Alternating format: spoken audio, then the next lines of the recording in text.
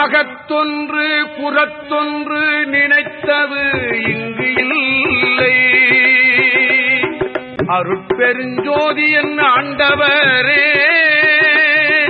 நீர் சகத்து என்றும் எங்கனும் சாட்சியாய் நின்றீர்.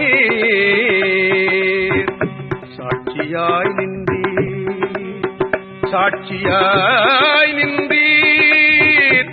தனிப்பெரும் தேவரீர் திருச்சமுகத்தே உகத்து எனது உடல் பொருளாவியை நுமக்கே ஒருமையில் அளித்தனன் இருமையும் பெற்றேன்.